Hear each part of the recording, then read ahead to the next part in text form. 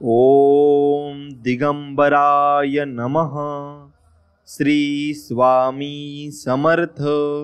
जय जय स्वामी समर्थ।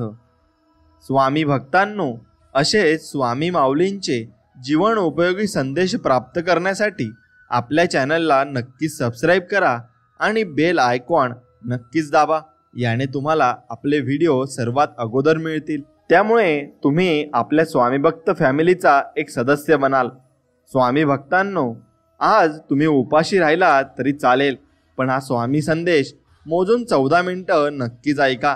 त्याने तुम्हाला स्वामींचा दिव्य अनुभव नक्कीच येईल आणि स्वामी तुमच्यासाठी आनंदाची बातमी घेऊन आले आहेत।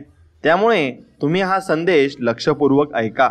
भगवंताची मनापासून प्रार्थना करावी। आपल्याला तो बरोबर मार्ग दाखवितो। आपण अंधारामध्ये वाट चालत असताना एक क्षणभरच वीज चमकते, परंतु त्यामुळे पुढचा सगळा रस्ता आपल्याला दिसतो। त्याचप्रमाणे मनापासून भगवंताचे स्मरण केले तर पुढच्या मार्गाचे आपल्याला आपोआप ज्ञान होते आणि ज्यांच्या प्रपंचामध्ये पाठीराखा परमात्मा आहे ना, त्यांचा तोच परमार्थ होतो आणि सद्गुरु दर्शनाने पूर्वकर्मे पापे जळून जातात। तुमची पुढची काळजी सद्गुरु घेतात, तेव्हा पाठीमागची आठवण काढीत बसू नये आणि काळजी करू नये। समाधानात आणि आनंदात आपण फक्त राहिले पाहिजे। सर्व काही देवी आणि देवता हे बघून घेतील आणि आपली कुलदैवत आपल्या पाठीशी नक्कीच उभे राहील। आणि मी स्वामींचरणी एवढीच प्रार्थना करतो की तुमच्या सर्व इच्छा आकांक्षा स्वामी पूर्ण करो आणि स्वामी तुमच्या पाठीशी असे सदैव राहो, ही स्वामींचरणी प्रार्थना। मित्रांनो, स्वामींवर विश्वास असेल तर नक्कीच व्हिडिओला लाईक करा आणि कमेंटमध्ये श्री स्वामी समर्थ लिहायला विसरू नका। आपण थोडा तरी नियम करावा। उदाहरणार्थ, जेवायच्या आधी, रात्री निसताना, सकाळी उठताना नाम घ्यायचेच आहे, भगवंताची आठवण करायचीच। असे केले तर ते आयुष्यात उपयोगी पडेल आणि प्रपंचाचा प्रयत्न आज जो चालू आहे तसाच करीत जावा। पण मला भगवंत हवा असे म्हणत जावे आणि भगवंताचे नाम घेत जावे। नक्कीच भगवंत तुमच्या पाठीशी राहील। दुखणे आणि त्याचे दुःख ही दोन निराळी असल्यामुळे दुखणे आले तरी मनुष्याला आनंदात राहता येईल। त्याच्याजवळ भगवंत असेल त्यालाच आनंदाचे जगणे प्राप्त होईल। म्हणून ज्याला आनंदात जगायचे आहे त्याने नाम घ्यावे आणि भगवंताच्या अनुसंधानात नक्कीच त्याने राहावे। एवढेच फक्त त्याने केले पाहिजे। म्हणून भगवंतापासून वेगळे न राहणे आणि त्याचे विस्मरण न होऊ देणे, त्याच्या स्मरणात राहणे आणि त्याच्या नामात राहणे, यात खरे समाधान, शांती आणि सुख आहे आणि यातच तुम्हाला समाधान देखील लाभेल। म्हणून जोपर्यंत परक्याने दिलेले दुःख भगवंतानेच दिले असे वाटत नाही, तोपर्यंत आपण भगवंताचे झालो नाही। कारण संकटे देवाने आणली तर ती सोसण्याची शक्तीही तोच देत असतो। समर्थाचे होण असे भ्यावे का? म्हणून नामाचे काळजी घ्या आणि म्हणजे काळजी करायची वेळच तुमच्यावर येणार नाही एवढं तुमच्या लक्षात येईल। कारण तुम्ही नामस्मरण करत आहात आणि दररोज तुम्ही देवाला मागणी घालत आहात। मग याचा परिणाम तुम्हाला लवकरच दिसेल। आपण एक व्यापार केला, त्यासाठी एकाने आपल्याला भांडवल दिले तर त्या माणसाला आपण कधीही विसरत नाही। त्याचप्रमाणे ज्या भगवंताने आपल्याला विद्या, पैसा, प्रकृती दिली त्याला आपण कधीही विसरू नये, हा निसर्गाचा नियम आहे आणि तो पण आपण जोपासला पाहिजे। भगवंताच्या नामाचा नाद लागला तर दुःखाची जाणीव नसल्यावर दुःख असले म्हणून बिघडले कुठे। काळोख्या रात्री जशी काठी आधार असते ना, तसे संसारात नाम आहे। खाचकळगे काठीच्या घोणाने टाळता येतात, तसे मोह, लोभ इत्यादी संसारातल्या अडचणी नामाने समजतात आणि दूर करता येतात। म्हणून विस्तवाजवळ तूप ठेवले की ते वितळते, तसे नामाची शेगडी ठेवली की अभिमान वितळलाच पाहिजे। हाच नामाचा अनुभव। पण लोकांबद्दल आणि नामाबद्दल ऐकूनच घेत नाहीत। जर कोणी ऐकून घेतले तर ते बिंबवून घेत नाहीत आणि त्याचे मन करीत नाही आणि मनन करून ज्यांना ते पटले। मग असे असूनही नाम घेत नाहीत। मग अडचणी असल्या तरी नाम घेता येते। म्हणून नामस्मरण न करण्याबद्दल सबबी सांगू नका। सबब सांगितली की त्यापासून लबाडी उत्पन्न होते आणि लबाडीपासून आळस उत्पन्न होतो आणि मग आळसाने आपला सर्वनाश नक्कीच होत असतो। एका मनुष्याने 30 वर्ष मनापासून नोकरी केली। तो म्हणाला, भगवंताची पूजा आणि भक्ती कशी करावी हे मी नोकरीपासून शिकलो। मग त्याला विचारले, ते कसे? तेव्हा त्याने उत्तर दिले, नोकरीमध्ये वरिष्ठांच्या मर्जीप्रमाणे वागावे लागते आणि तो जिथे बदली करेल तिथे आपल्याला जावे लागते। मग घरात अडचण असली तर तिथे आपले काही चालत नाही, म्हणजे आपले पण बाजूला ठेवावे लागते। आता मी सेवानिवृत्त झाल्यावर मालक तेवढा बदलला. आता मी वरिष्ठांच्या ठिकाणी भगवंताला ठेवले आहे आणि भगवंत हा श्रेष्ठ वरिष्ठ आहे, कारण तो माणसासारखा स्वार्थी नाही. तो अत्यंत निस्वार्थी असल्यामुळे माझ्या हिताचेच नेहमी घडून आणतो आणि म्हणून मी आता अत्यंत आनंदात आहे आणि सुखी समाधानी जीवन जगत आहे असे तो माणूस म्हणतो. म्हणून जो भगवंताच्या नामाला पूर्णपणे शरण गेला त्याला भगवंत नीट सर्वपणे सांभाळून घेत असतात. म्हणून आपण आपल्या सद्गुरूचे आहोत असे छाती टोकपणे सांगत चला. काही नाही केले तरी चालेल, पण आपले सद्गुरू आपल्या मागे पुढे आहेत अशी दृढ भावना आपल्या मनात नक्कीच असायला हवी. तेव्हाच आपण जीवनामध्ये प्रगती करू शकतो. जगामध्ये असे कोणतेही दुःख नाही की जे भगवंताच्या आनंदाला विर्जन घालेल. प्रत्येकाला आनंद पाहिजे आहे. आनंद हेच भगवंताचे स्वरूप आहे. तर मग त्याचा अभ्यास करण्याचे काय प्रयोजन? तर त्याचे कारण हेच की आपल्याला भगवंताची विस्मृती झाली आहे आणि दुसरा काय करतो हे न पाहता आपण काय करायला पाहिजे याचा अगोदर विचार करावा. आणि भगवंताचे नाम घेणे हे ज्ञान होण्याचेच लक्षण आहे. आणि भगवंताकडे लक्ष लागले की आत्मज्ञान आपोआप आपल्याला होत असते आणि मग सर्व काही सफल होत असते. म्हणून भाव असल्याशिवाय परमार्थ होत नाही आणि प्रपंचात जसा पैसा लागतो त्याचप्रमाणे परमार्थात भाव लागतो. म्हणून प्रपंचात पैशाशिवाय चालूच शकत नाही आणि परमार्थ ही भाव असल्याशिवाय होतही नाही. म्हणून जसा तुमचा भाव असेल त्याचप्रमाणे तुम्हाला देवाची प्राप्ती होईल. आणि प्रल्हादाला खांबातही देवाची प्राप्ती झाली तर नामदेवाने दगडाच्या मूर्तीलाही जेवू घातले होते. म्हणून आपण अशी निस्वार्थ मनाने भक्ती नक्कीच केली पाहिजे. नाम कसेही घेतले तरी घेणाऱ्याची ते योग्य दिशेने प्रगती करून त्याला योग्य मार्गावर आणून सोडेल. म्हणून कसेही करून नाम घ्यावे. पेढा कोणत्याही बाजूने खाल्ला तरी गोडच लागतो, तसे नाम कसेही घेतले तरी ते आपले काम करतेच हे निश्चित आहे. म्हणून नामाने काय होणार आहे असे मनात देखील आणू नका. नामात किती शक्ती आहे याचा अनुभव नाम घेऊनच पहा. ज्याला नामाचे प्रेम आले त्याने भगवंतालाच आपलेसे केले यात शंका नाही. तुमची कळकळीची हाक ऐकून तो तुमच्यापाशी आनंदाने धावत येईल हे मात्र तितकेच खरे आहे. म्हणून अति प्रेमाने नाम घ्यावे. नामात तल्लीन झाल्यावर देहाची सुख दुःखे बाधणार नाहीत. प्रपंचातले यश आणि अपयश या तात्पुरत्या गोष्टी आहेत. भगवंताच्या अनुसंधानाला खरे महत्त्व आहे. प्रत्येक गोष्ट भगवंताच्या इच्छेनेच जर घडते तर मग एकीचे सुख आणि दुसरीकडे दुःख का मानावे? म्हणून शहाण्या माणसाने आपले चित्त भगवंताच्या नामात गुंतवून ठेवावे आणि बरा वाईट जसा प्रसंग येईल त्यात सामील होऊन जावे आणि निश्चिंत राहावे. भगवंत सर्व काही पाहून घेतील यावर फक्त आपण विश्वास ठेवावा. परमात्मा सांभाळतो अशा निष्ठेने जो राहील तो प्रत्येक संकटातून सही सलामत पार पडेल यात शंका नाही. म्हणून प्रत्येकाने नामाला चिटकून असावे. जगाचा नाद सोडा आणि भगवंताचे प्रेम जोडा.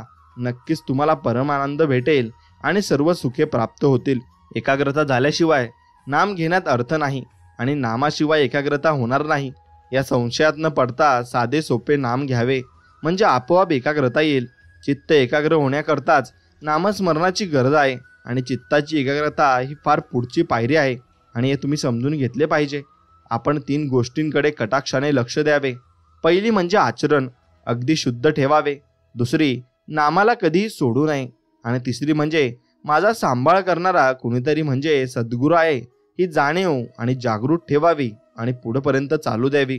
म्हणून जो भगवंताच्या प्रेमात रमला तो खात्रीने सुखी बनला, कारण त्याची देहबुद्धी पळून जाते. म्हणून भगवंताला अशा प्रेमाने आळवावे की त्याच्या डोळ्यात पाणी यावे. आणि आळवताना आपल्याला डोळ्यात पाणी आले की भगवंताच्या डोळ्यात नक्कीच पाणी येत असते, कारण भगवंताला आपण पूर्ण इच्छेने मानत असतो आणि पूर्ण क्षमतेने आपण त्याची नामाची ही घोषणा करत असतो. म्हणून भगवंत स्वतः अरूप आहे. म्हणून जे रूप आपण त्याला द्यावे तेच त्याचे रूप असते. यासाठी आपण कोणत्याही रूपामध्ये त्याचे ध्यान केले तरी चालते. म्हणून नाम घेत असताना रूपाचे ध्यान सूक्ष्म रूपाने आत जागरूक असते आणि म्हणूनच रूप ध्यानी येत नाही म्हणून अडून बसू नये आणि नामस्मरण करण्याचा अट्टहास ठेवावा. त्यात सर्व काही येते आणि सर्व काही प्राप्तही होते. म्हणून शुद्ध भावना म्हणजे मोबदला न घेण्याची किंवा फलाशा सोडण्याची इच्छा आहे. भक्ती ही अशी निरपेक्ष असावी. देवालय बांधली, देवांचे पूजन अर्चन केले म्हणजे भक्ती निरपेक्ष केली असे नव्हे. देवाचे करीत असताना जप करीत असताना त्यापासून काही हवे आहे असे न वाटले पाहिजे. फक्त निस्वार्थ मनाने आपण भक्ती नक्कीच मात्र केली पाहिजे. म्हणून मनात काही लाभलोभ न ठेवता भक्ती करा. नक्कीच त्याचं फळ तुम्हाला एक ना एक दिवस मिळेल. म्हणून सध्या जेवढा रिकामा वेळ आपल्याला मिळतो तितका सगळा आपण भगवंताकडे लावत नाही. म्हणूनच दिवसातून काही वेळ तरी अत्यंत नियमाने भगवंताच्या नामस्मरणात घालवण्याचा आपण निश्चय नक्कीच करायला हवा. भगवंत हवासा वाटणे यामध्ये सर्व मर्म आहे. भगवंताचे प्रेम यायला एकंदर 3 मार्ग आहेत. पहिला मार्ग म्हणजे संतांची संगती करणे, आणि दुसरा मार्ग म्हणजे सदिच्छाराची जोपासना करणे, आणि तिसरा मार्ग म्हणजे अखंड नामस्मरण करणे. त्यापैकी ज्याला जो जुळेल तो त्याने करावा आणि फक्त पुढे चालत राहावे. भगवंत सर्व काही पाहून घेतील आणि सर्व काही आपल्याकडून करूनही घेतील. फक्त आपलं त्याच्याकडे लक्ष पाहिजे. खाणीतल्या दगडामध्ये जसे सोने असते तसं आपल्यामध्ये परमात्मा आहे. दगडातील माती अनेक चाळण्यांनी आणि यंत्रांनी काढून टाकतात आणि नंतर सोने हाती लागते. त्याचप्रमाणे अनेक वासना नष्ट झाल्यानंतर परमात्मा आपल्या हाती लागतो आणि आपण मीपणाने मेल्यानंतर शेवटी परमात्मा प्रकट होत असतो. माणसाला देह रक्षणापुरते अन्न, वस्त्र आणि नाम घेण्याची बुद्धी असली की असमाधानाला जागा तिथे राहत नाही आणि तिथे नुसतं समाधान राहतं आणि मग तो व्यक्ती सुखी होत असतो. आणि मित्रांनो, सद्गुरूंची कामगिरी कोणती? आरशावर धूळ पडलेली असते, ती बाजूला सारायला सद्गुरू सांगतात. आपले चुकते कुठे आहे ते सद्गुरू सांगतात. स्वप्नामध्ये तलावात पडला म्हणून ओरडू लागला, तो जागा झाल्यावर ओरडायचा थांबला. सद्गुरू जागे करण्याचे काम करतात. सद्गुरू हे गाडी वाहनाचे काम करतात आणि मग ते आपल्या देहरूपी गाडीला योग्य रस्त्यावरून नेतात. आणि आपण नेहमी भगवंताच्या अनुसंधानात मग्न असावे आणि गाडी वाहनावर विश्वास ठेवून निर्धास्त असावे.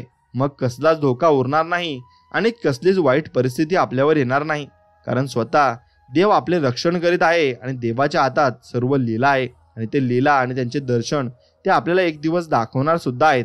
म्हणून समजा एखाद्या इस्माला एका मोठ्या व्यक्तीला भेटायचे आहे, पण त्याच्याकडे सरळ जाणे शक्य नाही.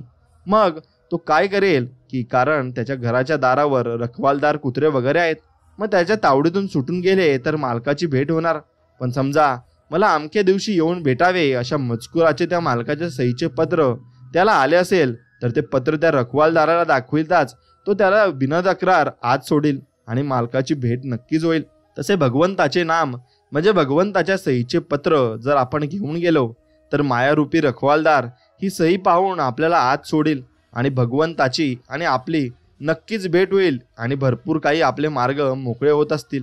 कारण भगवंताची भेट झाली म्हणून आपण सर्व गोष्टी प्राप्त मात्र नक्कीच करू शकतो. योगात कष्ट फार आहेत. या युगात जो साधने अशक्य प्रायच आणि कर्मात तर अभिमान असतो आणि तो वाढतो. म्हणून भक्तीत कष्ट नसतात आणि ती करताना अभिमान आपोआप गळत जातो. योग आणि कर्म ही साधने परमात्म्याच्या दत्त पुत्राप्रमाणे आहेत आणि तर भक्तीचे साधन हे परमात्म्याच्या औरस मुलाप्रमाणे आहे. भगवंताला दृष्टीआड होऊ न देणे हीच खरी भक्ती आणि हेच खरे अनुसंधान आहे. हाच खरा परमार्थ आणि हेच खरे आपले सर्वस्व आहे. नुसते देहाने तीर्थस्थान पूजापाठ वगैरे करून परमार्थ घडत नाही. आपली वृत्ती भगवंताच्या ठिकाणी नक्कीच चिटकली पाहिजे, तेव्हाच आपलं कुठेतरी चांगलं मात्र नक्कीच होणार आहे. म्हणून तुमच्या इच्छेविरुद्ध गोष्टी होणारच आहेत, तेव्हा स्वास्थ्य बिघडू न द्यायला आपली इच्छाच नाहीशी करावी. कोणतीही वस्तू मिळावी ही बुद्धी नाही ठेवू, हाव सोडावी, लोकांची आस सोडावी. प्रयत्न करून यश आले नाही म्हणजे दुःख होते आणि स्वास्थ्य बिघडते. मी केलेच नाही म्हटले म्हणजे कुठे दुःख? जे झाले होते, जे होते आहे आणि जे होईल ते भगवंताचेच आपल्या हिता करताय आणि ते करणे आहे. म्हणून आपण करते नाही असे मानणे, याला अखंड भगवंत नामस्मरण नक्कीच पाहिजे. म्हणून ते तुम्ही दररोज केलं पाहिजे. रोज अगदी 5 मिनिटे का होईना भगवंताशी अनन्य व्हायला शिका. अशा त्या 5 मिनिटांचा आनंद 100 वर्ष नुसते जगून मिळणार नाही. साखरेच्या गोडपणाबद्दल तासनतास निरूपपणे करण्यापेक्षा एक चिमूटभर साखर तोंडात टाकली असताना जसा खरा आनंद मिळतो ना, तसेच इथे आहे. सदा सर्वदा योग तुझा घडावा असे श्री समर्थांनी मागितले. याचे कारण हेच की जिथे भगवंत तिथे आनंदी आनंद असतो. व्यापारी लोक आज रोग उद्या उदार अशी पाठी लावतात, त्याचप्रमाणे आपणही आनंद रोग दुःख उदार अशी वृत्ती ठेवली पाहिजे. आणि ज्याचा आनंद नामात टिकेल त्याला नित्य दिवाळीच आहे आणि त्याला सर्वस्वी फक्त भगवंतच दिसत असतो. म्हणून मी करता नसून परमात्मा करता आहे अशी भावना झाल्याशिवाय मन भगवंताला अर्पण होणार नाही. ते अर्पण झाल्याशिवाय फळाची अपेक्षा सुटणार नाही आणि फळाची अपेक्षा सुटल्याशिवाय जीवनाला शांती मिळणार नाही. म्हणून कोळसा उगळून पांढरा रंग मिळेल हे म्हणणे जसे वेडेपणाचे आहे, तसे प्रपंचात सुख मिळवेन हे म्हणणे आहे, एवढे तुम्ही लक्षात घेतलेच पाहिजे. म्हणून भगवंतावर पूर्ण निष्ठा ठेवून प्रपंचात आपले कर्तव्य केले तर आपल्या केव्हाही दुःख करण्याची वेळ मात्र येणार नाही. म्हणून आजवर कितीकांच्यावर किती बिकट प्रसंग आले आणि ते असतीलही, परंतु त्यांच्या निष्ठेमुळेच ते त्यातून पार पडले.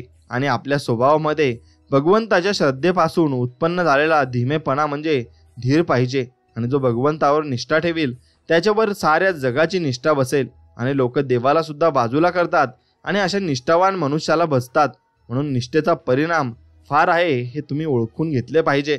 स्वामी सुखाचे समुद्र आहे आणि माणसाच्या सर्व प्रकारच्या इच्छा आकांक्षा पूर्ण करणारे एक कल्पतरू आहेत. म्हणून 4 पुरुषार्थ 8 सिद्धी आणि 9 प्रकारच्या निधी त्या स्वामींकडे वास्तव्यास आहे.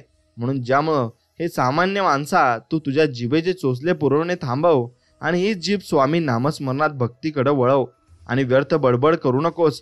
स्वामी चरणांचा दास हो. अशक्यही शक्य करतील स्वामी. आणि हे सर्व शक्य करणारे फक्त आपले स्वामी समर्थ महाराज आहेत.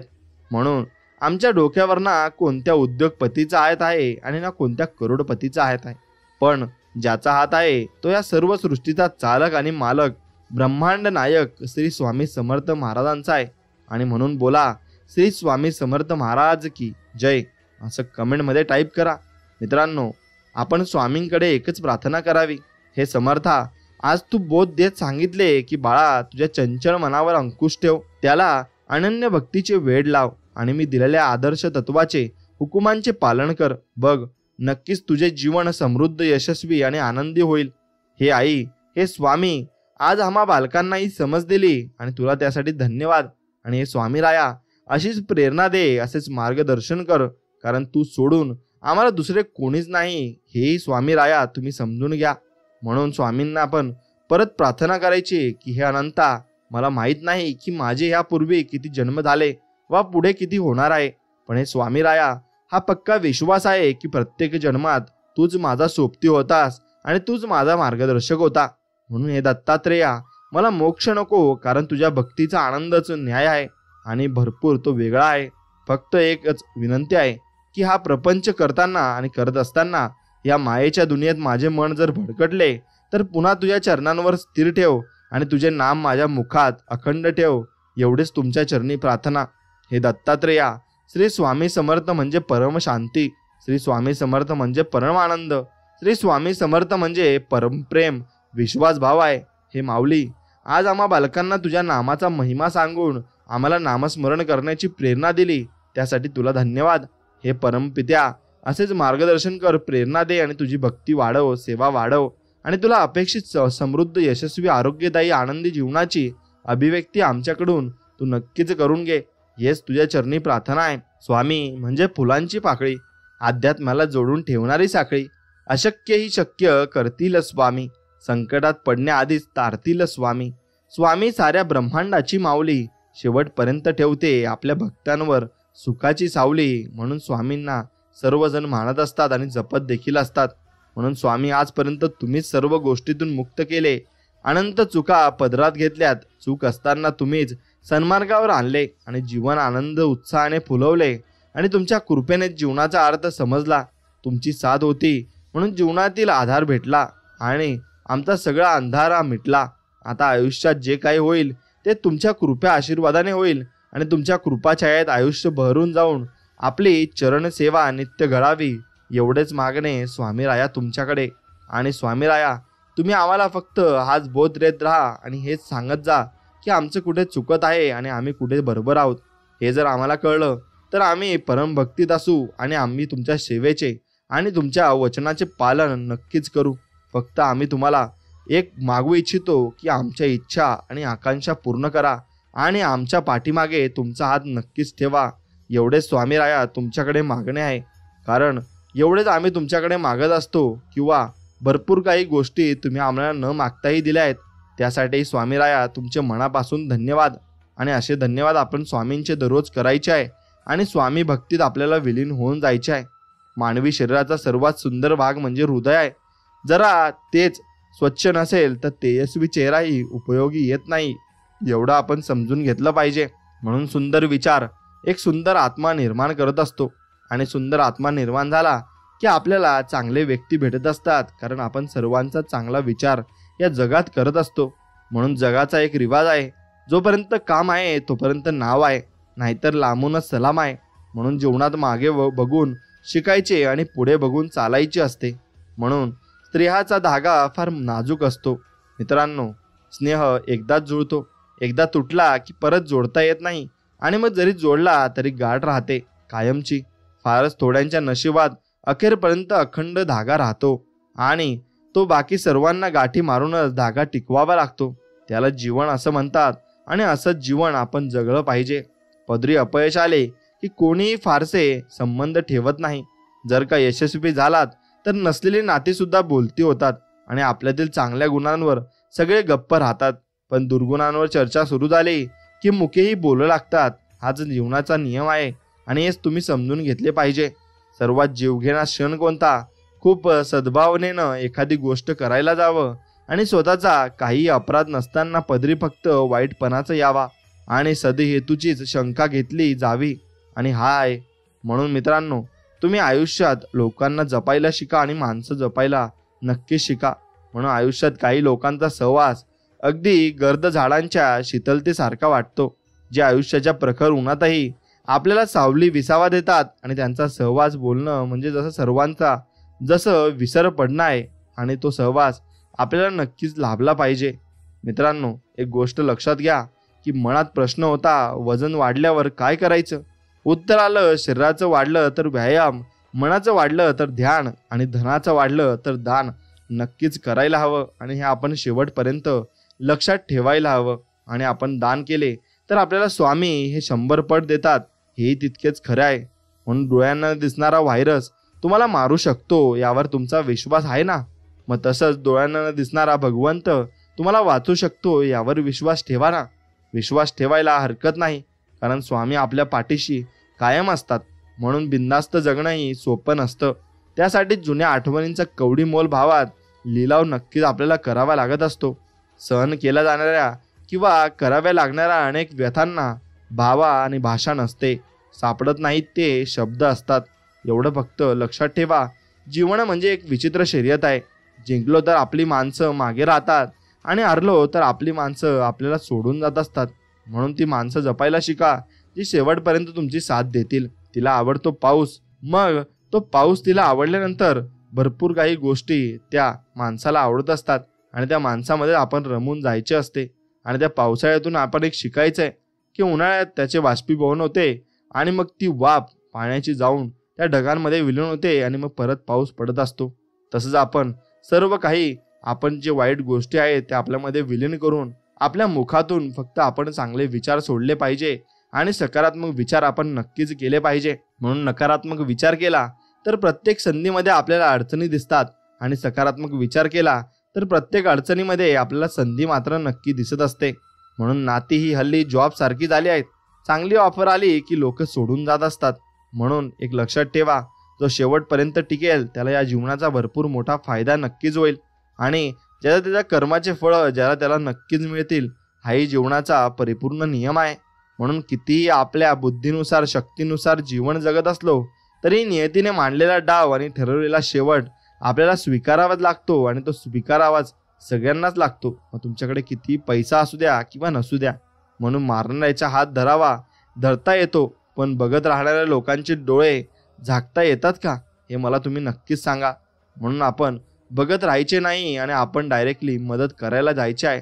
आणि जर आपण मदत केली तर भरपूर पुण्य आपल्या हातून घडते, आणि भरपूर चांगल्या गोष्टी आपल्या हातून या होतही असतात. मित्रांनो, स्वामी म्हणतात, तू कर्म करत जा, फळाची अपेक्षा न करता. अरे, कर्म करणे तुझे कर्तव्य आहे, आणि तुझ्या कर्माला योग्य ते फळ देणे हे माझे कर्तव्य आहे. स्वामी म्हणतात, जिवंत माणसांच्या भावनाची किंमत ज्याला कधी समजली नाही त्याला दगडामध्ये भाव कसा सापडणार आहे. म्हणून काही लोक दगडामध्ये भाव शोधायला जातात, पण त्यांना सापडत नाही. मग तुमच्या मनामध्ये विश्वास नाही तर तो भावही तुम्हाला तसा सापडणारही नाही. एवढे लक्षात घ्या. आयुष्यात काही प्रसंग असे येतात की आपण काही चुकीचे करत नसतो, किंवा आपण चुकीचे नसतो तरी आपण चुकीचे ठरवलं जात असतो. तिथे फक्त तुम्ही शांत बसायचे आणि वाट बघत बसायचे.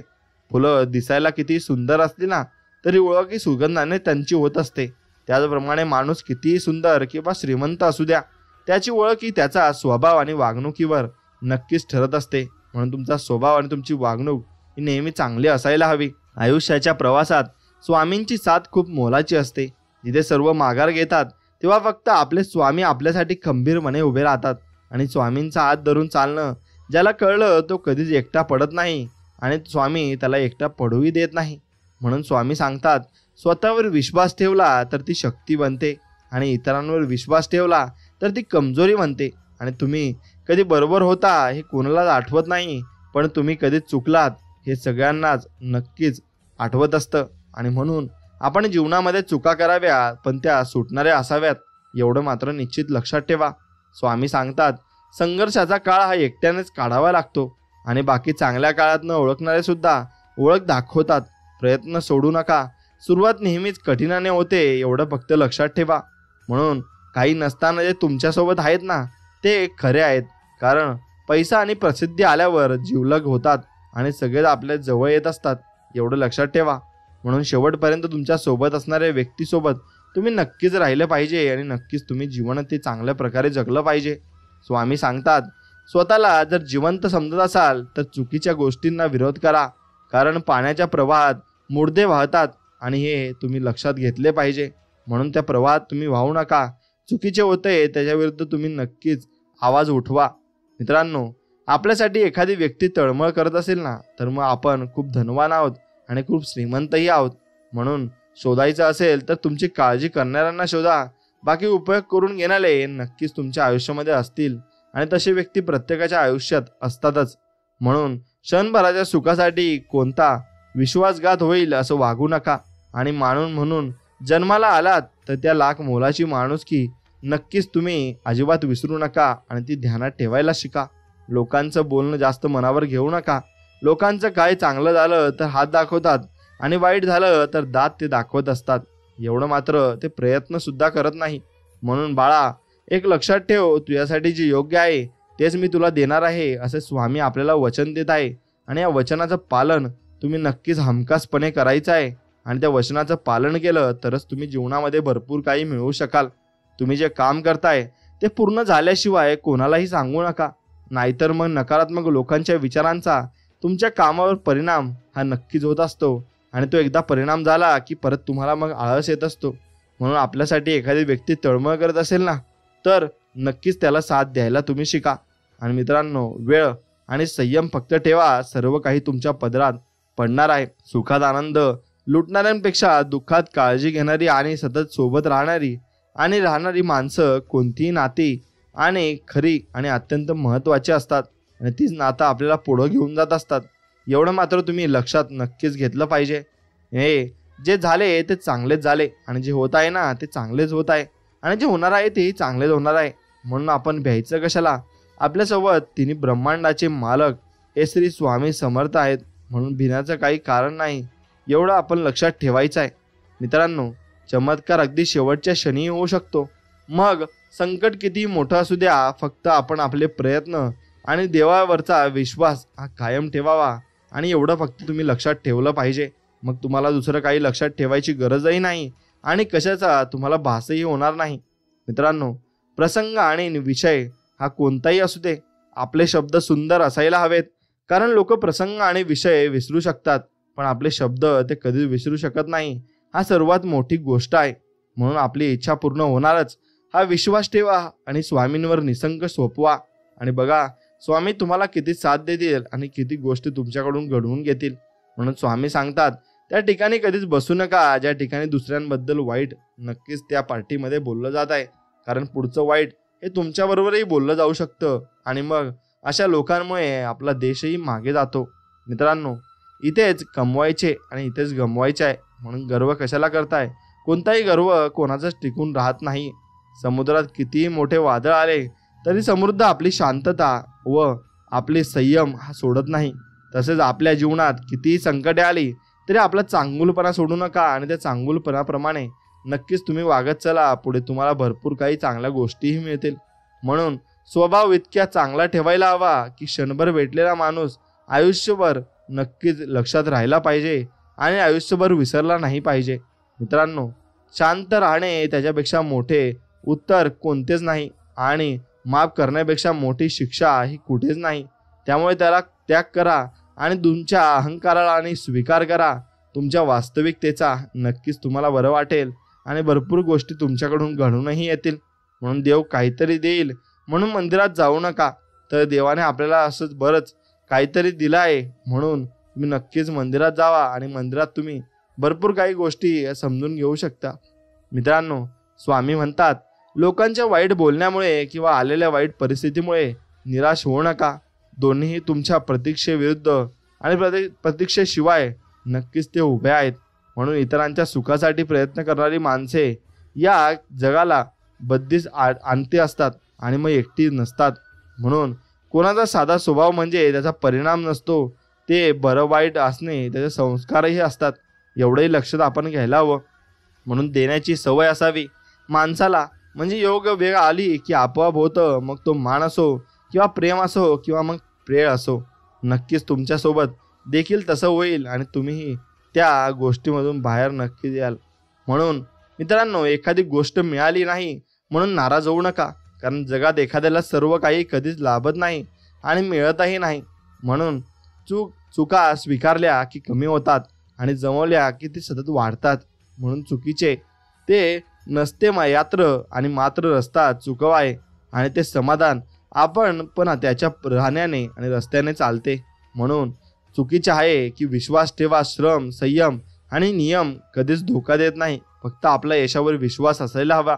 खूप मोठे हा अवाव ज्या जिंका परंतु मग सावली देणाऱ्या वृक्षाला आणि आधार देणाऱ्या परमानसांना कधीच विसरू नका. आणि एवढं फक्त तुम्ही लक्षात ठेवायला शिका. कोणाचा विश्वास तोडण्यासाठी लक्षात ठेवा की एके दिवशी तुम्हाला याचा परिणाम नक्कीच वाटू शकेल आणि याचा परिणाम तुम्हाला सोबतही कळेल. मित्रांनो, स्वामी सांगतात, माझा भक्त शांत राहून सर्व काही सहन करीत असतो. तर त्याला ठेवा की निश्चित त्याच्या शांततेच्या आणि दिश्वातत्वाचे सरक आणि उत्तर आम्ही स्वतः सांगतोय असं आपण त्या स्वामींना सांगितलं पाहिजे. आणि मित्रांनो, तुम्हाला जर हा व्हिडिओ आवडत असेल तर नक्कीच आपल्या चॅनलला सबस्क्राईब करा आणि बेल आयकॉन दाबा आणि व्हिडिओला एक लाईक करा आणि कमेंटमध्ये श्री स्वामी समर्थ, जय जय स्वामी समर्थ असं नक्कीच लिहा आणि तुमच्या मित्राला देखील हा व्हिडिओ पुढे पाठवा. मित्रांनो, शरीराच्या सर्व कार्यांना अचेतन मन कसे नियंत्रित करते हे तुम्ही जाणून घेतले पाहिजे. तुम्ही झोपेत असावा जागे. तुमच्या अचेतन मनाच्या अथक व अवितरतपणे चालणाऱ्या कार्यामुळे तुमच्या शरीराची अतिमहत्त्वाची कार्ये अखंडपणे चालत राहतात आणि त्यात तुमच्या चेतन मनाने कोणतीही ढवळाढवळ करण्याची गरज नसते. जेव्हा तुम्ही झोपलेले असतात तेव्हाही तुमचे हृदय लयबद्ध रीतीने ठोके देत असते आणि तुमची छाती आणि फुफ्फुसांचे स्नायू तुमच्या फुफ्फुसात हवा भरत असतात व बाहेर काढत असतात. मग तुमच्या शरीराच्या पेशींच्या या कार्यातून निर्माण झालेल्या कार्बन डायऑक्साईडच्या बदल्यात तुम्हाला कार्यक्षम ठेवणारा ऑक्सिजन घेतला जातो आणि तुमचे अचेतन मन तुमच्या पचनक्रियेचे आणि शरीरांतर्गत ग्रंथींच्या स्रावांचे नियंत्रण करत असते. म्हणून तसेच तुमच्या शरीराच्या इतर अनेक जटिल व गुंतागुंतीच्या क्रिया घडून आणत असते आणि हे सगळे अविरत चालू असते. तुम्ही जागे असा वा निद्रिस्त. जर तुम्हाला तुमच्या शरीराची कार्ये तुमच्या चेतना मनाद्वारे घडवून आणण्यास भाग पाडले तर मग तुम्ही त्यात नक्कीच असफल व्हाल आणि कदाचित तुम्ही चटकन मरणाला शरण जाल. आणि या सगळ्या प्रक्रिया अत्यंत गुंतागुंतीच्या व परस्परांशी जोडलेल्या आहेत. म्हणून ओपन हार्ट सर्जरी करताना वापरले जाणारे हार्ट लंग हे मशीन आधुनिक वैद्यकीय तंत्रज्ञानातील चमत्कारांपैकी एक आहे. पण तुमचे अचेतन मन वर्षानुवर्षे दिवसांचे 24 तास जे करते त्याच्या तुलनेत हे काम अगदी सोपे आहे. म्हणून समजा तुम्ही सुपरसोनिक जेटलाईन मधून प्रवास करीत असला. समुद्रावरून जात असताना विमान चालकाच्या कॉकपिटमध्ये गेला आहात आणि विमान कसे चालवायचे याची माहिती तुम्हाला नक्कीच नसते. पण वैमानिकाचे लक्ष विचलित करून एखादी समस्या निर्माण करणे मात्र तुम्हाला सहज जमेल. मग तशाच प्रकारे तुमचे चेतन मन तुमचे शरीर चालवू शकत नाही, पण अचेतन मनाच्या योग्य रीतीने काम करण्यात अडचण जरूर निर्माण करू शकते. म्हणून हृदय, फुफ्फुसे, जठर, आतडी यांच्या सर्व सामान्य कार्यात चिंता, काळजी, भय आणि हताशा हे अडथळे निर्माण करतात. आणि वैद्यकीय क्षेत्रातील लोकांना हे नुकतेच जाणवू लागले आहे की तणावाशी निगडीत म्हटले जाणारे आजार किती गंभीर आहेत. आणि त्याचे कारण हेच आहे की असे नकारात्मक विचार तुमच्या अचेतन मनाच्या सुसंवादी कार्यात बाधा आणतात. आणि जेव्हा जेव्हा तुम्ही शारीरिक व मानसिक पातळीवर अस्वस्थ होता तेव्हा तुम्ही एकच उत्तम गोष्ट करू शकता, आणि ती म्हणजे सगळे सोडून सैल व्हा आणि शिथिल व्हा आणि तुमच्या विचारचक्राची गती थांबवा आणि तुमच्या अचेतन मनाशी बोला आणि त्याला पुन्हा परमशांती, सुसंवाद आणि दैवी सुव्यवस्था प्रस्थापित करायला सांगा. आणि तुम्हाला आढळून येईल की तुमच्या शरीराच्या सगळ्या क्रिया समान स्तरावर आपल्या आहेत आणि त्या आल्या आहेत. म्हणून तुमच्या अचेतन मनाशी ठामपणे आणि अधिकार वाणीने बोलण्याची खातर जमा करा आणि ते तुमच्या आदेशांना पूर्ण करण्याचा प्रतिसाद नक्कीच देईल. म्हणून अचेतन मनाकडून कसे काम करून घ्याल. पहिली गोष्ट ही समजून घ्या की तुमचे अचेतन मन सतत कार्य करीत असते आणि तुम्ही त्याला काम करायला लावा किंवा लावू नका, ते रात्रंदिवस कार्यमग्न असते. आणि तुमचे अचेतन मन तुमच्या शरीराचा निर्माता आहे, पण त्यांच्या निर्मितीची ती आंतरिक शांत आणि प्रक्रिया तुम्हाला सजगपणे जाणवणार किंवा ऐकू येणार नाही. म्हणून तुमचा संबंध नेहमी तुमच्या चेतन मनाशी येत असतो आणि अचेतन मनाशी नाही. म्हणून तुमचे चेतन मन नेहमी उत्तमत्वाचीच अपेक्षा करीत राहील आणि याची दक्षता तुम्ही घ्या आणि या गोष्टीची खात्री बाळगा. तुम्हाला नेहमी जे विचार करायची सवय जडली आहे ते विचार चांगल्या, सत्य, न्यायपूर्ण व सुसंवादी तत्वांवर आधारित असावेत. आणि आत्तापासूनच तुमच्या चेतन मनाची काळजी घ्यायला प्रारंभ करा. तुमच्या हृदयात आणि आत्म्यात ही गोष्ट खोलवर रुजवा की अचेतन मन हे नेहमी तुमच्या सवयींच्या विचारांना अनुसरून अभिव्यक्ती, पुनर्निर्मिती आणि अनुभव निर्मिती करीत असते. आणि लक्षात असू द्या की ज्याप्रमाणे पाणी ते ज्यातून वाहते त्या पाईपाचा आधार धारण करते आणि त्याचप्रमाणे तुमचे जीवन सिद्धांत तुमच्या विचारांच्या प्रकृती अनुसार असतील असे ठामपणे सांगा की तुमच्या अचेतन मनाचे औपचारिक तत्व तुमच्यात सुसंवाद, आरोग्य, शांती, सुख आणि विपुलतेच्या रूपात वाहत आहे. आणि साकार मूर्तिमंत बुद्धिमत्तेच्या किंवा तुम्हाला मार्गात भेटलेल्या प्रिय सहप्रवासाच्या रूपात त्याची कल्पना करा आणि पक्का विश्वास बाळगा की ती सतत तुमच्यात प्रवाहित होऊन तुम्हाला तेजस्वी, प्रेरित आणि उन्नत बनवत आहेत. आणि मग ती शक्ती तुमच्या विश्वासाबरोबर हुकूम प्रतिक्रिया नक्कीच करेल आणि तुमचा विश्वासही नक्कीच खरा करील. म्हणून अचेतन मनाचे उपचारक सिद्धांत नेत्रज्योती पुन्हा जागवतात आणि जगात सुप्रसिद्ध असलेल्या धर्मस्थळांपैकी सर्वात मोठे धर्मस्थळ दक्षिण पश्चिम फ्रान्समधील लॉर्ड्स येथे आहे. आणि तेथे वैद्यकीय विभागाचे दप्तर आणि त्या अनेक फायलींची गच्च भरलेले आहे. आणि ज्या चमत्कारिक उपचार म्हणता येतील अशा हजारो अनधिकृत केसेसही सर्वात स्थिर नक्कीच नोंद आहे. आणि अशा अनेक केसेसपैकी एक उदाहरण आहे ते मादाम बायरचे. आणि तिची नेत्रमज्जा झिजून जाऊन निकामी झाल्याने ती अंध झाली होती आणि लॉर्ड्सला आल्यावर तिची दृष्टी परत आली होती. आणि तिला तपासणाऱ्या अनेक डॉक्टरांनी हे प्रमाणित केले होते की तिची दृष्टी नसतंतू अजूनही निकामी झाले होते आणि तरी ती पाहू शकत होती. म्हणून एका महिन्यानंतर तिच्या दुसऱ्या तपासणीत असं स्पष्ट दिसू आले की तिची दृष्टी यंत्रणा पूर्ववत सामान्य झाली आहे.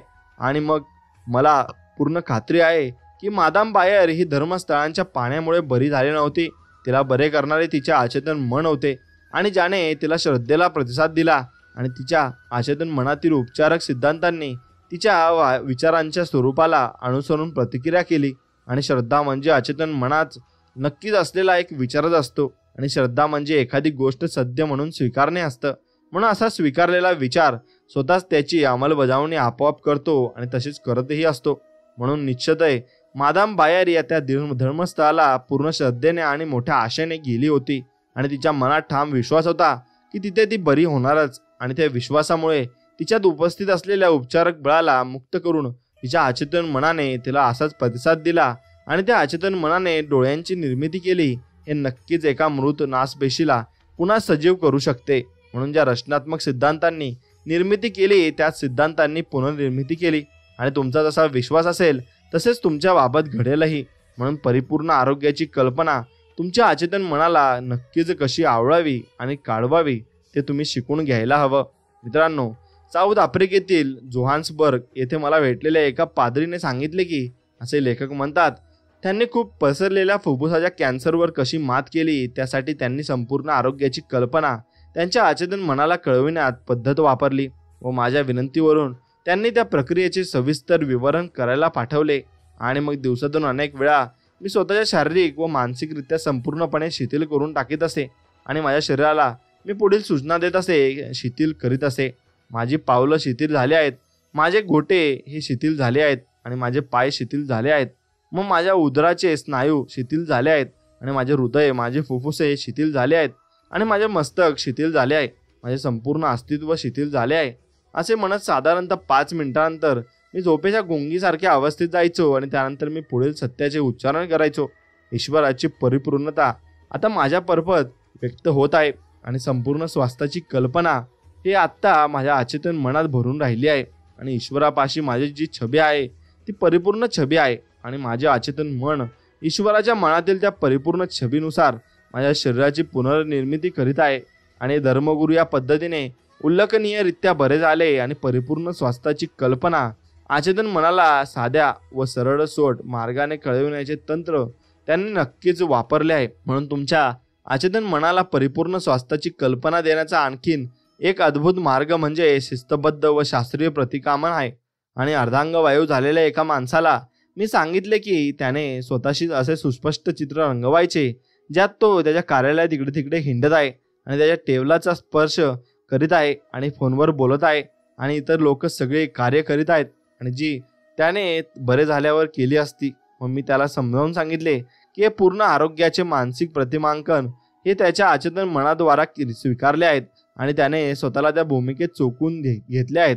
म्हणून त्याला असे जाणवू लागले की तो खरोखर ऑफिसमध्ये परत आला आहे आणि त्याला माहिती होते की त्याच्या अचेतन मनाला त्याने काही निश्चित मूर्त काम करण्यासाठी दिले होते आणि त्याचे चित्र हे नक्कीच अचेतन मन एक अशी फिल्म होती ज्यावर ते प्रमाणित होत होते आणि हे चित्र उमटत होते. आणि मग त्याने अनेक आठवड्यांसाठी ही प्रतिमांकांची शिस्त पूर्णपणे उटकटली रडली. आणि मग एके दिवशी घरात कोणी नव्हते आणि फोनची घंटा वाजू लागली. टेलिफोन त्याच्या बिछाण्यापासून 12 फूट दूर होता तरी तो तिथपर्यंत पोहोचला व त्याने फोन उचलला आणि त्या क्षणापासून त्याचा आधार नाहीसा झाला आणि त्याच्या मानसिक प्रतिकामंकाला त्याला अचेतन मनाने प्रतिसाद दिला आणि तो बरा झाला. आणि नक्कीच एक लक्षात ठेवा, हा माणूस एक मानसिक अडथळ्याने पीडित होता आणि जो त्याच्या मेंदूत निर्माण होणाऱ्या मज्जा आवेगांना त्याच्या पायापर्यंत जाण्यापासून परावृत्त करायचा आणि त्यामुळे तो चालू शकत नव्हता. जेव्हा त्याने त्याचे लक्ष त्याच्या आतील उपचारक शक्तीकडे वळविले त्याने त्याच्या एकाग्रतेचे लक्ष केंद्रित करण्यातून शक्ती प्रमाण वाहू लागला व तो पुन्हा चालू लागला. आणि तुम्ही विश्वास ठेवून प्रार्थनेत जे काही मागाल ते तुम्ही प्राप्त करत असता. म्हणून लक्षात ठेवण्यायोग्य तुम्हाला भरपूर काही गोष्टी असतील आणि त्या लक्षात तुम्ही ठेवायलाही हवा. एवढा फक्त तुमचा विश्वास त्याच्यावर असायला हवा. तुमचे अचेतन मन तुमच्या शरीराच्या सर्व महत्त्वपूर्ण प्रक्रियांचे नियंत्रण करते व त्याला सगळ्या प्रश्नांची उत्तरे ही माहिती असतात. म्हणून झोपी जाण्यापूर्वी तुमच्या अचेतन मनाकडे विशिष्ट विनंती करा आणि नक्कीच त्याच्या चमत्कार घडून आणणाऱ्या शक्तीचा खुदा प्रयत्न करा. मित्रांनो, तुम्ही तुमच्या अचेतन मनावर ज्या विचारांची छाप अंकित करता ते विचार परिस्थिती, अनुभव आणि घटनांच्या रूपात व्यक्त होत असतात. म्हणून तुमच्या अचेतन मनात प्रवेशणाऱ्या सगळ्या कल्पना व विचारांवर काळजीपूर्वक लक्ष द्या. आणि क्रिया प्रतिक्रियेचा नियम सर्वांव्यापी आहे आणि तुमचा विचार हा क्रिया आहे. आणि जर तुम्हाला या विचाराला तुमच्या अचेतन मनाने आपोआप दिसेल आणि प्रतिसाद की प्रतिक्रिया या आपल्याला विचारांबाबत सतर्क व सगळ्या विफलता अपूर्ण राहिलेल्या इच्छांमुळे ते निर्माण होतात. आणि जर तुम्ही अडथळे, विलंब आणि अडचणींचाच विचार करीत राहिलात तर मग तुमचे अचेतन मन तशाच रीतीने प्रतिसाद देईल व तुम्ही आपल्या हिताचा मार्ग नक्कीच शोधाल. म्हणून जीवन सिद्धांत तुमच्यात लयबद्ध व सुसंवादीपणे प्रभावित होऊ लागतील. आणि जर तुम्ही सहेतुकपणे व ठामपणे म्हणत राहाल की माझा विश्वास आहे की ज्या अचेतन शक्तीने मला ही शक्ती, इच्छा दिली आहे तीच शक्ती आता माझ्यापर्यंत ती इच्छा पूर्ण करीत आहे आणि यामुळे तुमचे सगळे संघर्ष मिटतील आणि तुमची चिंता, काळजी आणि भय तुमच्या हृदयाच्या, फुफ्फुसाच्या व इतर अवयवांच्या सामान्य लयीत ढवळाढवळ करू शकते. म्हणून तुमच्या अचेतन मनाचे सुसंवाद व स्वास्थ्य आणि शांतीच्या विचारांनी पोषक करा आणि नक्कीच तुमच्या शरीराचे सर्व कार्य पुन्हा पूर्ववत होतील आणि ते सामान्य होतील. म्हणून तुमच्या चेतन मनाला सदोदित सर्वोत्तमाच्या अपेक्षेत गुंग करा आणि तुमच्या अचेतन मन हे पूर्वनिष्ठेने तुमच्या सवयींच्या विचारांना साकार नक्कीच करील. म्हणून तुमच्या समस्येचा उगद आणि सुखद निराकरणाची किंवा अंताची कल्पना करा आणि परिपूर्तीचा रोमांच अनुभवा. म्हणजे मग तुम्ही जी कल्पना कराल व अनुभवाल त्याचा स्वीकार तुमचे अचेतन मन करेल व तुम्हाला प्रत्यक्षात तसेच परिणाम देखील मिळतील आणि ते तुम्हाला समजून घ्यावे लागेल. म्हणून प्राचीन काळातील मानसिक उपचार कसे होते हे आपण जाणून घेऊ. युगायुगांपासून प्रत्येक खंडातील, परिवेशातील व संस्कृतीतील लोकांना ते उत्स्फूर्तपणे माहिती होतं की कुठेतरी अशी औपचारिक शक्ती आहे आणि वास्तव्य करते जी व्यक्तीच्या शरीराच्या क्षमता, व कार्यांना पुन्हा कार्यक्षमतेच्या व सामान्य स्थितीला आणू शकते. म्हणून शक्य शकते व त्याला निरामय बनवू शकते. म्हणून एक गोष्ट लक्षात ठेवा, विशिष्ट परिस्थितीत जागृत करता येते आणि जर ती योग्य प्रकारे जागृत झाली ना तर मानवी वेदनांचे उच्चाटन होते. पण प्रत्येक देशाचा इतिहास हा विश्वास व खरा आपल्याला आयुष्य खरं करण्याचा असतो आणि असा असंख्य असतो. म्हणून मित्रांनो, जगाच्या प्रामाणिक इतिहासात लोकांवर चांगल्या किंवा वाईट परिणाम गुप्तपणे मिळवण्याचा आणि करण्याची ताकद तसेच आजार आहेत. आणि म्हणून करण्याची शक्ती फक्त धर्मगुरू आणि साध्वी व पवित्र लोकांमध्ये होती असे मानले जायचे. आणि त्यांच्याजवळ थेट ईश्वरापासून मिळालेली विशिष्ट शक्ती आहे आणि ज्यामुळे आजार देखील बरे होतात आणि असा त्यांचा दावा होता.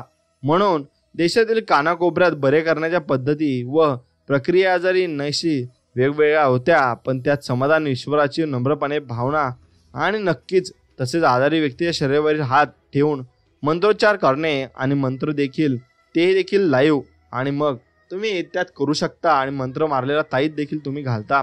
म्हणून भारलेल्या अंगठ्या, प्रतिमा, भस्म इत्यादींचा वापर केला जातो.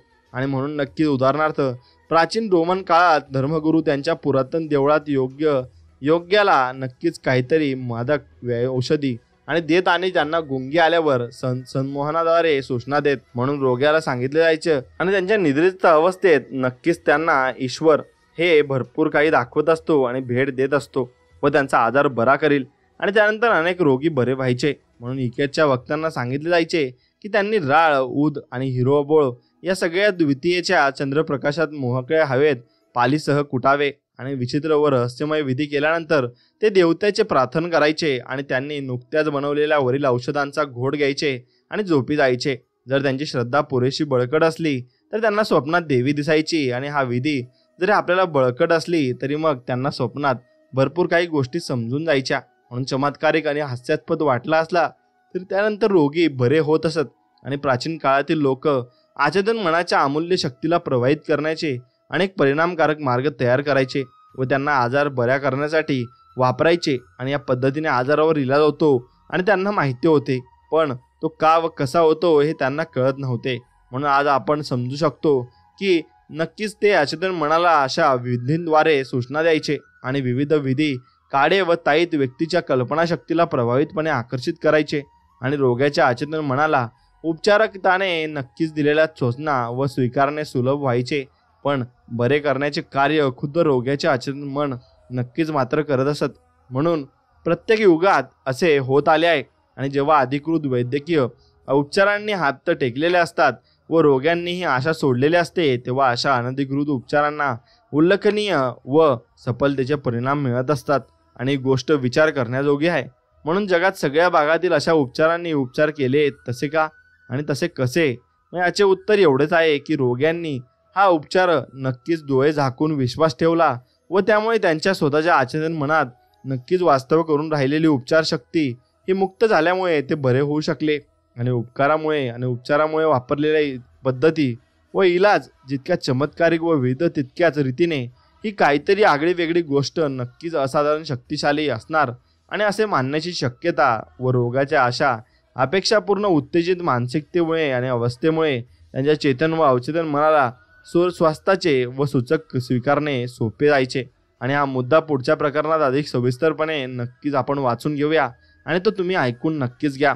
हे विधान पुन्हा वाचा आणि त्यात वापरल्या गेलेल्या काळातील फरकाकडे लक्ष तुम्ही दिले पाहिजे. ते विधान आहे अचेतन मनाच्या शक्तीच्या उपयोगाचे नक्कीच प्रसंग आहेत.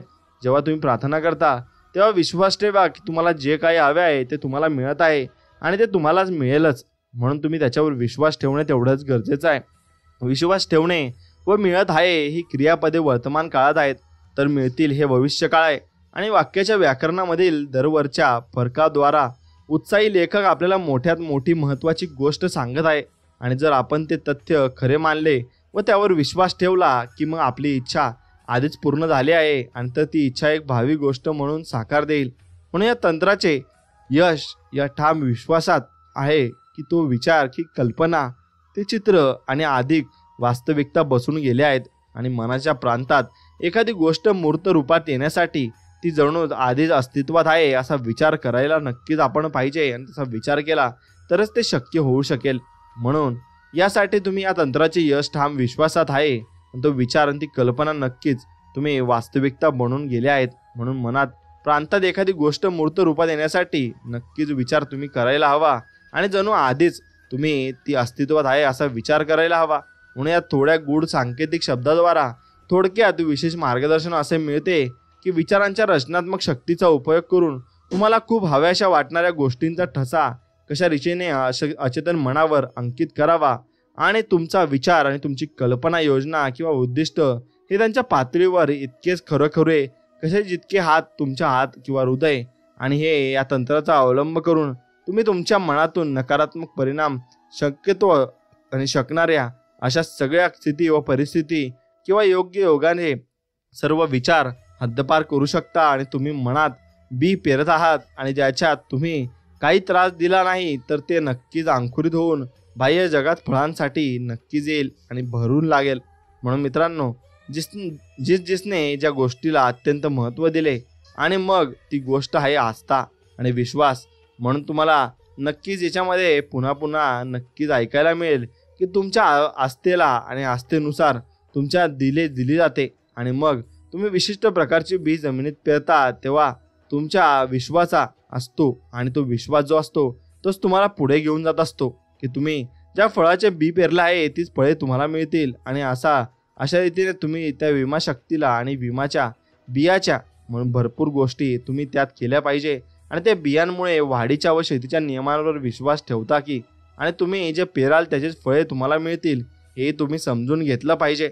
म्हणून त्या ग्रंथामध्ये ज्या आस्थेचे व विश्वासाचे वर्णन केले आहे ते विचार बघण्याची आणि करण्याची एक रीत आहे आणि मनाचा एक दृष्टिकोन आहे आणि एक पारंपरिक निश्चित आहे. आणि मग तुम्ही तुमच्या चेतन मनात ज्या विचारांचा पूर्णपणे स्वीकार केला आहे तो तुमच्या अचेतन मनात साकार होऊन प्रत्यक्षात उतरेल. आणि एका अर्थाने आस्था म्हणजे त्याला तर्क आणि तुम्ही तर्क व बुद्धीद्वारा नकार देता त्याच्या सत्य म्हणून स्वीकार करणे आवश्यक आहे. आणि विश्वास म्हणजे तर्कनिष्ठ आहे. म्हणून विश्लेषक अशा छोट्या चेतन मनाचे म्हणणे ऐकायला तयार नसते आणि नकार देते. म्हणून त्याचा आवाज बंद पाडणे आणि तुमच्या अचेतन मनाच्या शक्तीवर पूर्ण विश्वास ठेवणाऱ्या या दृष्टिकोनाला बाहू पसरून नक्कीच आपण आलिंगन देऊ शकतो. म्हणून आणि जेव्हा ते घरात आले तेव्हा ते अंध लोक आहे आणि हे ईसा नक्कीच त्यांनी सांगितले आणि मग त्यांना सांगितले की हे करू शकेल आणि असा विश्वास तुम्हाला वाटतो का. मग त्यांनी उत्तर दिले, हो देवा. मग त्याने तुमच्या विश्वासावरून तुम्हाला फळ असे म्हणत त्यांच्या डोळ्यांना स्पर्श केला आणि त्यांचे डोळे उघडले. आणि मग त्यांना सक्त ताकीद दिली की ते कुणालाही कळता कामा नाही. म्हणून तुमच्या विश्वासानुसार तुम्हाला मिळो असे म्हणताना नक्कीच देव उघडपणे त्या अंध व्यक्तीच्या अचेतन मनाच्या सर्व कार्याला आवाहन करीत होते.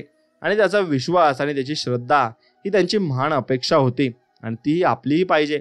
म्हणून काहीतरी चमत्कार घडणार आहे आणि त्याची प्रार्थना फळणार आहे आणि याची आंतरिक आणि भावना होती. म्हणून ठाम समजूत होती. म्हणूनच ते घडले. आणि रोग्यांना बरे करण्याचे हे त्रिकालबाधित तंत्र आणि जगातील रोग बरे करण्याच्या समुदायाने सारख्याच प्रयत्नात तुम्ही नक्कीच वापरले आहे. मग ते कोणत्याही धर्माशी संलग्न असोत आणि इतर कुठलाही आणि कोणालाही कळता कामा नये. म्हणून असे सांगून नक्कीच देव बरे झालेल्या लोकांना निक्षून सांगतात की त्यांनी त्यांच्या बरे होण्याची चर्चा इतरांशी करू नये. आणि जर त्यांनी तसे केले तर त्यांना नक्कीच नास्तिक लोकांच्या संशयाबाहेर आणि संशयाखोर व हीन दर्जाच्या टीकेने त्रस्त केले असते. आणि त्यामुळे त्यांच्या अचेतन मनाला भीती, शंका व काळजीच्या विचारांनी घेतलेले असेत. नक्कीच त्यांनी देवाच्या स्पर्शाने त्यांना झालेला लाभ निकामा झाला असता. म्हणून त्यांनी शक्तिशाली अधिकार वाणीने शुद्ध अशुद्ध आत्मांना आज्ञा केली आणि ते बाहेर आणि आत गेले. म्हणून जेव्हा आजारी व्यक्तीकडे नक्कीच देव बरे होण्यासाठी आपल्या तेव्हा त्यांच्या स्वच्छता आणि स्वतःच्या श्रद्धेमुळे आणि जोडीला नक्कीच देव श्रद्धा व अचेतन मनाच्या बरे करण्याच्या शक्तीच्या ज्ञानामुळे बऱ्याच झाल्या होत्या. आणि त्यांनी जो हुकूम दिला तो खरं होणार असे त्यातून आतून वाटत होते. आणि मग नक्कीच देव आणि ते मदत करणारे लोक एका सर्वव्यापी व्यक्तिनिष्ठ मग त्या मनात बसले आणि त्यांना ते समजून गेलं. आणि म्हणून ते नक्कीच तुम्हाला मदत करण्यासाठी येत असतात. फक्त तुम्ही ते समजून घेतले पाहिजे. मित्रांनो, त्यांची उपचारक शक्तीची जाणीव व त्यावरील श्रद्धेचे व रोग्यांच्या अचेतन मनातील नकारात्मक विध्वंसक रचना बदलून टाकली पाहिजे. आणि त्यांचे बरे म्हणजे या आंतरिक बदलाला आपोआप मिळालेली प्रतिक्रिया आहे. आणि त्याचा आदेश म्हणजे त्या रोगांच्या अचेतन मनाला केलेला उपग्रह आहे आणि आग्रह आहे म्हणून होता. आणि तसेच त्यांनी अधिकारवाणीने उच्चारलेल्या शब्दांना रोग्याचे आणि अचेतन मन प्रतिक्रिया करीतच राहील याबद्दल त्यांना जाणीव होती व पूर्ण विश्वास होता.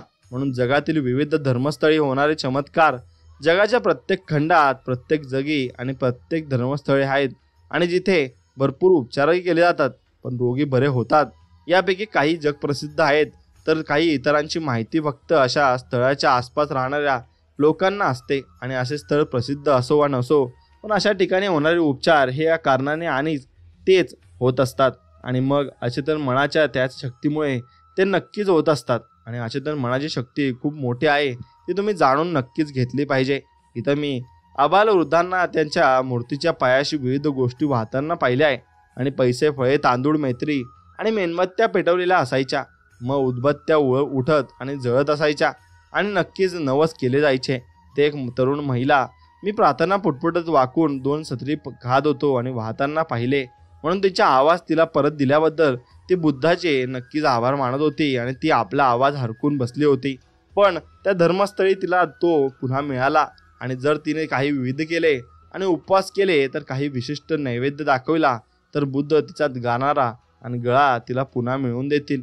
आणि तिच्या साध्या सरळ विश्वासाने तिच्या श्रद्धा व आशेची ज्योत जागृत केली आणि तिच्या मनात अढळ निष्ठा होती. आणि तिच्या अचेतन मनाने तिच्या विश्वासाला प्रतिसाद दिला होता. आणि तो विश्वासाला प्रतिसाद दिला तरच ती पुढे पुढे जात राहिली आणि ती गोष्ट ती विसरून गेली. म्हणून तुमच्या अचेतन मनाला तुम्ही नक्कीच मूर्ख बनवलं पाहिजे. कल्पना आणि अंधविश्वासाची शक्ती नक्कीच अतिशय युक्तिपूर्ण नाही. आणि याचे काम एक अर्थपूर्ण आणि आश्चर्यपूर्ण उदाहरण म्हणजे क्षयरोगाने पीडित असलेल्या पश्चिम ऑस्ट्रेलियातील पर्थमध्ये राहणारे माझे एक नातेवाईक आहेत असं लेखक म्हणतात. आणि क्षयरोगाने त्यांच्या फुफ्फुसांना पोखरून टाकले होते आणि त्यांच्या मुलाने त्यांची स्वतःला बरे करावे म्हणून त्यांना मदत करायचे ठरवले. आणि मग त्यांनी त्यांच्या वडिलांना सांगितले की त्याला एक अजब शक्ती धारण करणारा रखडणारा संन्यासी भेटलाय जो सारखा फिरत असतो. आणि मग युरोपमधल्या अत्यंत प्रसिद्ध अशा बरे करण्याच्या धर्मस्थळी दीर्घकाळ राहिल्यानंतर तो नुकसानात येऊ तिथून परतला. आणि तिथे त्याने नक्कीच क्रॉसचा एक छोटा तुकडा जडवलेली अंगठी प्राप्त केली होती. आणि मी तिथून जे मध्यमयुगीन काळातील आहे आणि अनेक शतकांपासून त्या अंगठीच्या किंवा क्रॉसच्या तुकड्याच्या स्पर्शाने अगणित रोगी गोप्तमुक्त झालेले आहेत आणि रोगमुक्त त्यांना केलेले सुद्धा आहे. म्हणून जेव्हा त्याने ऐकले तेव्हा त्याने त्या साधूला त्याच्या वडिलांच्या आजारपणाबद्दल सांगितले व ती अंगठी देण्याची भीक मागितली. तेव्हा तो साधू त्यासाठी तयार झाला व त्याने त्या साधूला स्वच्छेने 500 रुपयांच्या सामानाची भेट दिली. व जेव्हा त्याने आपल्या आईवडिलांना ती अंगठी दाखवली तेव्हा त्यांनी ती त्याच्याकडून जवळजवळ हिसकावून घेतली आणि ती अंगठी आणि त्यांच्या हृदयापाशी धरली आणि मूकपणे प्रार्थना केली आणि झोपी गेले. आणि सकाळपर्यंत ते रोगमुक्त झालेही. मग सगळ्या वैद्यकीय चाचण्यातही हेच सिद्ध झाले. म्हणून अशा प्रकारे उपचार प्रत्येक काळात होत असतात.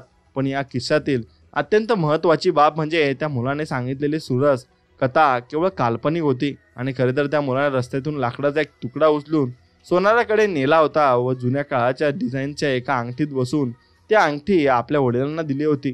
म्हणून तुम्हाला कळेलच असेल की रस्त्याच्या किनाऱ्यावरून उचललेल्या या लाकडी तुकड्याकडे त्यांना वडिलांच्या निश्चित बरे केले नव्हते व अत्यंत तीव्रपणे जाग्या असलेल्या त्यांच्या कल्पनेने आणि बरे होण्याच्या श्रद्धेपूर्ण आशेने त्यांना बरे केले आहे. आणि कल्पना श्रद्धेशी किंवा व्यक्तिगत भावनेशी जोडली गेली आणि मग दोन्हींच्या संयोगाने नक्कीच त्यांच्या जाग्या झालेल्या अवचेतन मनाच्या आणि शक्तीने त्यांना बरे केले होते. म्हणून वडिलांना हे कधीच समजले नाही की त्यांच्याशी अशी चलाखी केली गेली आहे. जर त्यांना हे कळाले असेल तर त्यांचा आजार पुन्हा बजावला असता. आणि मग पण ते अज्ञातात असलेल्या तसे झाले नाही आणि ते पूर्णपणे बरे झाले व त्यानंतर 15 वर्षानंतर वयाच्या 89व्या वर्षी दुसऱ्याच कारणाने ते वारले होते. म्हणून एक सर्वव्यापी उपचार तत्व तुम्ही आकारलं पाहिजे आणि एक जग जाहीर आहे आणि तथ्य सुद्धा आहे. म्हणून विविध उपचार पद्धतीत अत्यंत आश्चर्यकारक उपचाराचे लेखी पुरावे आहेत. आणि ते सगळे पाहिले म्हणजे तुम्ही स्पष्टपणे असा निष्कर्ष काढू शकाल की या सगळ्यांमध्ये एखादा अवयव आणि प्रक्रिया असावी जी या सगळ्यांबाबत नक्कीच समान असावी. आणि अर्थात तसेच आहे. आणि जो उपचारक अवयव म्हणजे अचेतन मन आणि ती उपचारक प्रतिक्रिया आणि मग श्रद्धा या मूलभूत सत्याबाबतचा खोलवर तुम्ही विचार नक्कीच केला पाहिजे. तुम्ही तुमच्या मानसिक कार्याची विभागणी करून एक वेतन मनाला व दुसरे अचेतन मनाला नक्कीच तुम्ही दिले पाहिजे। नक्कीच मित्रांनो, तुमचे अचेतन मन हे नेहमी सूचनेच्या आणि शक्तीच्या अधीन असते, म्हणून त्यांना सूचना तुम्ही देत चला आणि ते त्यांच्या अधीन असतात, म्हणून तुमची सूचना ते लवकर ऐकतील। म्हणून तुमच्या सगळ्या क्रिया, स्थिती आणि शरीराच्या संवेदना यावर अचेतन मनाचे संपूर्ण नियंत्रण असते। म्हणून तुम्हाला खात्रीने माहीतच असेल की कोणत्याही व्यक्तीला संमोहित करून त्या अवस्थेला तिच्या सूचना दिल्या जातात आणि कोणाच्या रोगाची लक्षणे निर्माण केली जाऊ शकतात। आणि उदाहरणार्थ संमोहित केलेल्या व्यक्तीला सूचना देऊन तिच्या शरीराचे तापमान वाढवता येते, चेहरा लाल करता येतो आणि दिलेल्या सूचनेनुसार व्यक्तीला थंडी वाचून हुळहुळी भरून येते। म्हणून तुम्ही तिला सूचित करू शकता की तिला पक्षाघात अर्धांगवायू झाला आहे आणि तो चालू शकणार नाही, म्हणून तिच्यावर तसेच परिणाम होतील। आणि संमोहनाच्या परिणामाखाली व्यक्तीच्या नाकाखाली थंड पाण्याचा कप धरून त्याला सांगितले की हा कप काळ्या मिऱ्यांनी भरलेला आहे आणि आता तुम्ही नक्कीच हे घ्या, म्हणून ती व्यक्ती वारंवार जोराजोराने शिंकू लागेल। आणि तुम्हाला काय वाटते की त्या शिंकण्याचे कारण काय असावे? पाणी किंवा ती सूचना? मग नक्कीच ती सूचना आहे। म्हणून गाजर व गवताची ॲलर्जी असलेल्या एखाद्या संमोहित करून त्याच्या नाकासमोर नकली फूल किंवा रिकामा ग्लास धरून सांगितले ते गाजरागत आहे आणि त्याला व्यक्ती गाजरागवतच्या ॲलर्जीची नेहमी दिसून येणारी लक्षणे निर्माण होतील। आणि या सगळ्या उदाहरणांवरून आपण काय पाहू शकतो की लक्षणांचे कारण अचेतन मनात आहे आणि साहजिकच लक्षणांचा इलाज देखील अचेतन मनातच आहे। म्हणून अस्थिचिकित्सा, अक्युपंक्चर, कॉर्पोरेट प्रॅक्टिस, क्वांग आणि निसर्गोपचार या अशा विविध वैद्यकीय उपचार पद्धती उल्लेखनीय रोग बरे असतात आणि मग तसाच नक्कीच त्यांना परिणाम जगातील विविध धार्मिक संप्रदायांच्या रूढी परंपरा होत असतो। पण इलाज हे अचेतन मनाद्वारेच केले जातात आणि तेच एकमेव रोगामुक्त करणारे तत्व असतात। त्या तत्वानुसार आपण नक्कीच चालले पाहिजे। त्या तत्वानुसार चाललात तर मग तुम्हाला एवढं मिळेल की तुम्ही ते सांभाळू शकणार नाहीत। म्हणून तुम्ही त्या तत्वानुसार चालायला शिका आणि तुम्हाला जीवनामध्ये भरपूर काही प्राप्त होईलच। आणि याच्यावर फक्त तुम्ही विश्वास ठेवला पाहिजे आणि तुमच्या अचेतन मनावर तुम्ही विश्वास ठेवला पाहिजे। जेवढा जास्त अचेतन मनावर विश्वास राहील तेवढाच जास्त तुमचा अचेतन मनासारखा विश्वास स्वामींवर राहील आणि स्वामींवर त्याचा सर्वात जास्त विश्वास असतो तो व्यक्ती आयुष्यामध्ये भरपूर पुढे जात असतो आणि भरपूर प्रगतीही करत असतो, कारण स्वामींचा स्वतः हात त्याच्या डोक्यावर असतो आणि मग त्याला कशाची भीती नसते आणि कशाची गोष्टीची काळजी करण्याची गरजच नसते। मित्रांनो, स्वामींवरील विश्वास असाच टिकवून ठेवा आणि त्यामागे तुम्हाला जीवनातील सर्व अडचणींवर फक्त स्वामीच तुम्हाला मनापासून मदत करू शकतात। म्हणून स्वामींवर सुद्धा मनापासून विश्वास तुमचा असलाच पाहिजे। यामुळेच हा व्हिडिओ तुम्हाला संपूर्ण आवडला असेल तर नक्कीच आपल्या चॅनलला सबस्क्राईब करून बेल आयकॉन दाबा आणि तुमच्या आवडत्या मित्राला हा व्हिडिओ नक्कीच पाठवा। चला तर मग भेटूया नवीन एक व्हिडिओमध्ये। तोपर्यंत जय श्रीराम, श्री स्वामी समर्थ, जय जय स्वामी समर्थ। धन्यवाद।